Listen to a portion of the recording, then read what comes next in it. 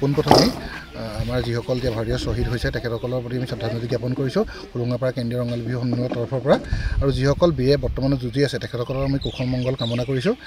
আজি মুখ্যমন্ত্ৰী মহোদয়ৰ ৰাতিপুৱা যিটো আহ্বানৰ প্ৰতি লক্ষ্য ৰাখি তেখেতৰ প্ৰতি সন্মান জনাই আমি আমাৰ দেশৰ লগত সকলো সৈনিকৰ লগত লগ হৈ তেওঁলোকক সাহস দিবৰ বাবে আমি এই ৰং ৰহস্যৰ পৰা আঁতৰি আহিছোঁ।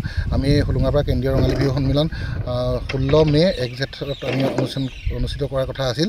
অলৰেডি আমাৰ সকলো কাম কাজ হৈ গৈছিল সম্পূৰ্ণ পেণ্ডেলৰ পৰা ইত্যাদি কৰি সকলোখিনি যাৱতীয় বস্তু হৈ গৈছিল, কিন্তু তথাপিও মুখ্যমন্ত্ৰী আহ্বানৰ প্ৰতি লক্ষ্য ৰাখি আমি এই বিহু সাময়িকভাৱে স্থগিত ৰাখিছোঁ।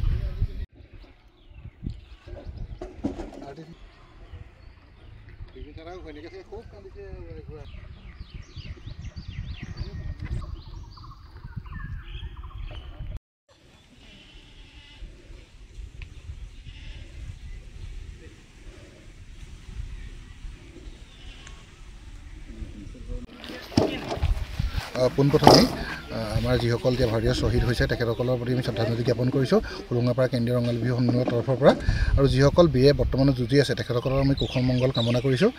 আজি মুখ্যমন্ত্ৰী মহোদয়ৰ ৰাতিপুৱা যিটো আহ্বানৰ প্ৰতি লক্ষ্য ৰাখি তেখেতৰ প্ৰতি সন্মান জনাই আমি আমাৰ দেশৰ লগত সকলো সৈনিকৰ লগত লগ হৈ তেওঁলোকক সাহস দিবৰ বাবে আমি এই ৰং ৰহস্যৰ পৰা আঁতৰি আহিছোঁ। আমি হোলোঙাপাৰা কেন্দ্ৰীয় ৰঙালী বিহু সন্মিলন 16 মে 1 জেঠত আমি অনুষ্ঠিত কৰাৰ কথা আছিল। অলৰেডি আমাৰ সকলো কাম কাজ হৈ গৈছিল সম্পূৰ্ণ পেণ্ডেলৰ পৰা ইত্যাদি কৰি সকলোখিনি যাৱতীয় বস্তু হৈ গৈছিল, কিন্তু তথাপিও মুখ্যমন্ত্ৰী আহ্বানৰ প্ৰতি লক্ষ্য ৰাখি আমি এই বিহু সাময়িকভাৱে স্থগিত ৰাখিছোঁ।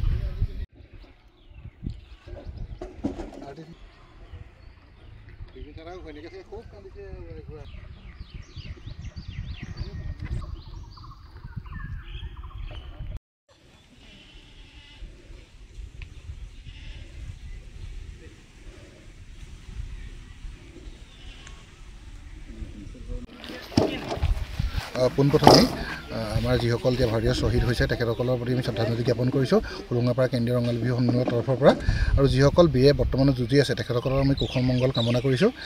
আজি মুখ্যমন্ত্ৰী মহোদয়ৰ ৰাতিপুৱা যিটো আহ্বানৰ প্ৰতি লক্ষ্য ৰাখি তেখেতৰ প্ৰতি সন্মান জনাই আমি আমাৰ দেশৰ লগত সকলো সৈনিকৰ লগত লগ হৈ তেওঁলোকক সাহস দিবৰ বাবে আমি এই ৰং ৰহস্যৰ পৰা আঁতৰি আহিছোঁ।